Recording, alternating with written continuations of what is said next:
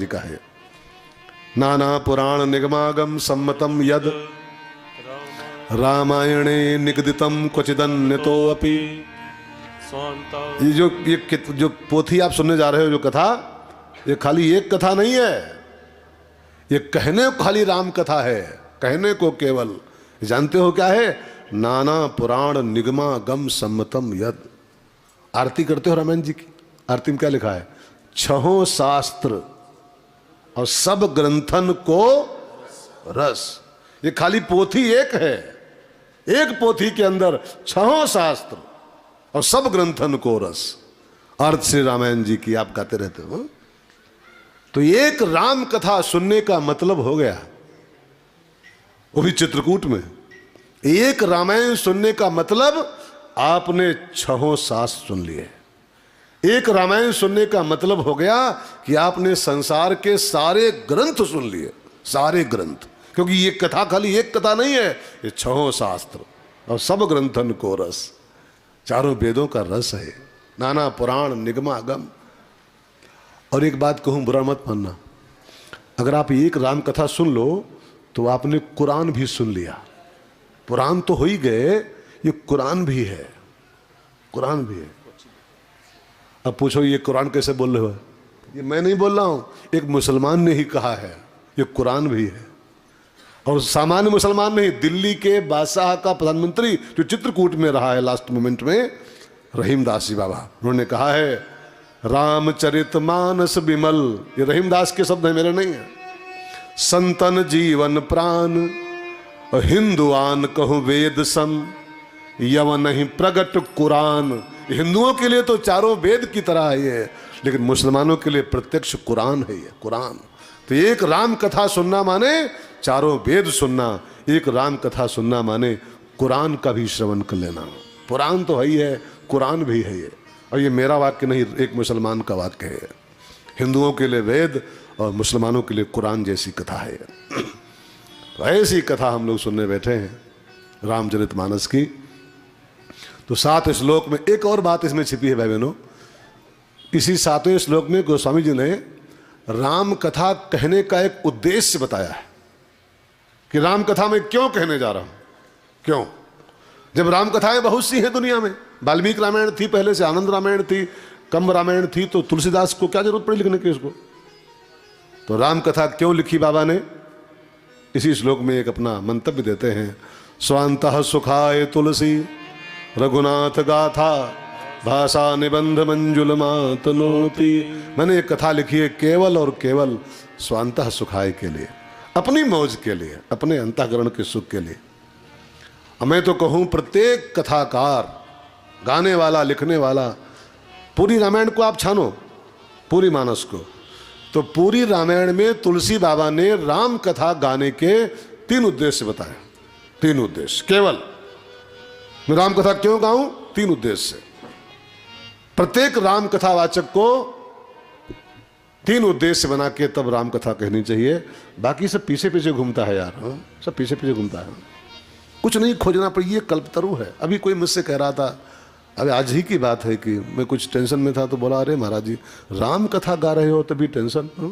ये कल्प वृक्ष है, ये कल्पतरु है। पता नहीं कौन कहाँ से सब व्यवस्था कर देता है। जान न पहचान है ना, है कोई जान पहचान कोई है उससे? कोई जान पहचान नहीं है। कोई फोन पे संपर्क किया कि चित्रकूट में कथा है, मेरी ओर से ये रहा, ये रहा। मेरे कहने का अभिप्राय आप समझ सकते हो, ये कल्पतरु है ये अपने में। ये राजी हो जाए तो कहो, ऐसा भेद दे फट से कि चलो तुम कथा करो, जो बताओ हम सब लगाएंगे, पूरा सब लगाएंगे। लेकिन विश्वास तो पहले हो। विश्वास करे कहा दास तुलसी, राम पद अनुरागी है। तो केवल 3 उद्देश्यों से राम कथा कहनी चाहिए तुलसी के शब्दों में। एक, स्वांतः सुखाय, समझ रहे हैं बात को, अपने अंतःकरण के सुख के लिए, ठीक है। दूसरे, मोरे मन प्रबोध जय होई, अपने मन को प्रबोधित करने के लिए। प्रबोध माने जगाना, अपने मन को समझाना, अपने मन को जरा जागृत करने के लिए मैं कथा कह रहा हूं।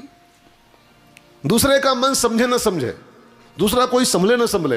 हमसे कई पत्रकार पूछते हैं कई साल से कथा कह रहे हो? हमने कहा 20 साल से कह रहा हूं। का सुधारे के लोगन का कई सुधरे कथा से। तो हमने कहा कथा किसी को सुधारने का ठेका नहीं है, हम न बिगड़े, बस हम स्वयं न बिगड़ जाएं, इसके लिए कथा होनी चाहिए। अरे यार कोई सुधरे ना सुधरे इसका ठेका हमारा, हम न बिगड़े काफी है बस। हम सुधर के रहें, हम सुधरेंगे, हाँ हम सुधरेंगे यार, जग सुधरेगा, हम बदलेंगे, जग बदलेगा। तो कथा गाने के पीछे उद्देश्य कोई किसी का सुधार हम करेंगे ये ठेका नहीं। बड़े बड़े चले गए यार, सुधार नहीं पाए तो हम क्या है बड़े बड़े आए और गए, सुधार नहीं पाए समाज को तो हम सुधार पाएंगे क्या? राजा राम मोहन राय नहीं सुधार पाए तो हम क्या किस गेट की बोले यार। राजा राम मोहन राय बेचारे पूरा जीवन, कई लोग खपा, विवेकानंद खपा दिए। विवेकानंद जी बोलते मुझको 100 लोग मिल जाएं, खाली 100 लोग केवल मेरे जैसे, मैं इस भारत का भाग्य चेंज कर दूं। लेकिन वो जिंदगी पूरी खपा दिए, 100 लोग नहीं मिले उनको दुनिया में, 100 लोग नहीं मिले। तो कौन सुधार पाएगा यार? 20 साल से मैं कोशिश कर रहा हूं, कुछ सुधरा आज तक, लोग और बिगड़ रहे लगातार। कथा सुन चुके हैं 25 लगातार बिगड़ रहे हैं। तो सुधारने का ठेका नहीं, मोरे मन प्रबोध जे होए, मैं न बिगड़ूं, बस इसके लिए कथा कहनी चाहिए।